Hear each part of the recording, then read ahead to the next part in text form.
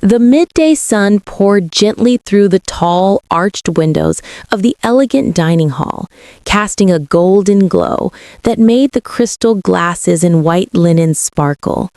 It was a place of quiet luxury, filled with the soft chatter of the rich and powerful, the clinking of fine silverware, and laughter polished by privilege. Yet behind that refined calm, fate was preparing to unveil a truth that would change every life in the room. At one of the tables sat an elderly woman in a shimmering emerald dress, Eleanor Whitmore, her grace concealing the decades of sorrow she had carried. As a young waitress approached with the tray of water, Eleanor's heart suddenly skipped a beat. Her trembling hand rose before she could stop it. Her eyes filled with tears and her lips quivered as she whispered words that silenced the room. "You have my daughter's eyes." The waitress, named Clara, froze. Confusion clouded her face. Before anyone could react, a powerful billionaire seated nearby, Richard Olcott, clutched his chest, gasped in pain, and collapsed to the floor. Chaos erupted, chairs scraping and voices shouting for help, but Eleanor remained motionless, her eyes locked on Clara, as if afraid she would disappear. Clara was only 21, a hard-working girl juggling double shifts to pay her tuition and care for her ailing younger brother. Life had never been gentle to her. Her mother had passed away when she was little, and her father had left long before she was born. Her only memory of love came from the warmth of a mother who never spoke of her past. Every day, Clara wore a polite smile that hid exhaustion and unanswered questions. Who am I really? Why do I feel like something has always been missing? That afternoon, those questions began to find their answers. The elderly woman's trembling fingers touched Clara's face, and for a moment, the entire hall held its breath. Eleanor saw in her eyes the same shade of hazel with golden flecks, the eyes of her daughter, Isabel, whom she had lost in a tragic car crash decades ago. But how could that be? In the days that followed, truth unraveled piece by piece. Eleanor visited Clara, bringing photographs, old letters, and stories from the past. Slowly, a haunting revelation emerged.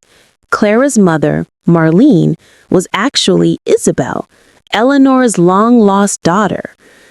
Isabel had survived the accident but had vanished to escape the suffocating control of her wealthy family. Pregnant and desperate to protect her unborn child, she built a new life under a new name, determined to raise her daughter in freedom, far from the shadow of privilege. Clara was the granddaughter Eleanor had mourned without ever knowing she existed. The shock was overwhelming, and yet deep within her heart, something felt right, as if the missing pieces of her soul were finally falling into place. Meanwhile, Richard's heart attack uncovered another hidden truth. He had known all along that Isabel was alive. Out of misguided love and guilt, he had chosen to keep her secret, believing he was protecting her from further pain. But years of silence had turned into a burden too heavy to carry. Lying in his hospital bed, Richard's once proud face softened with remorse. He confessed his mistakes to Clara, his voice trembling not with power, but with regret. For Clara, it was a storm of emotions, betrayal, confusion, and an aching hope. She wanted to hate the lies that had shaped her life, but Eleanor's tears were real, and her embrace felt like the warmth she had missed all her life. Accepting this truth, however, meant rewriting her entire story. Could she forgive them?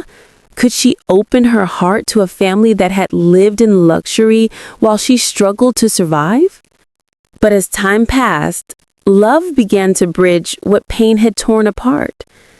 Eleanor visited Clara's modest apartment often, sitting at their small wooden table, listening to their granddaughter's stories of hardship and courage.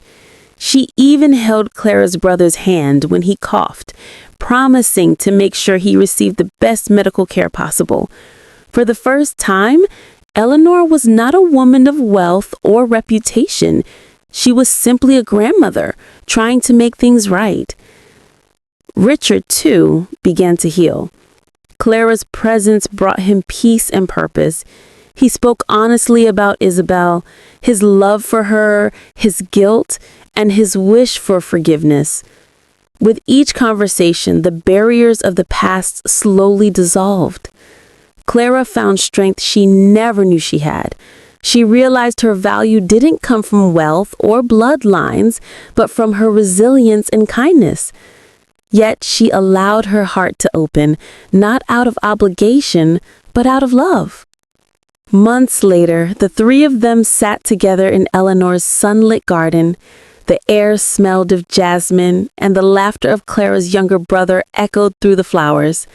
Eleanor's hand rested gently over Clara's, her eyes shining not with sorrow, but with gratitude. Nearby, Richard smiled quietly. The weight of his past finally lifted. In that moment, Clara understood something profound. Life has a way of weaving broken threads into something whole and beautiful. Pain gives depth to love, and forgiveness turns loss into peace. The past had been full of secrets and grief, but the present was alive with second chances.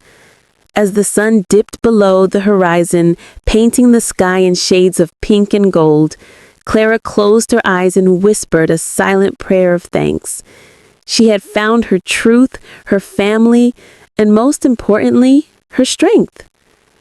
And though it all began with a single whisper in a crowded restaurant, it blossomed into a story of forgiveness, healing, and the unbreakable power of love to bring lost souls home again.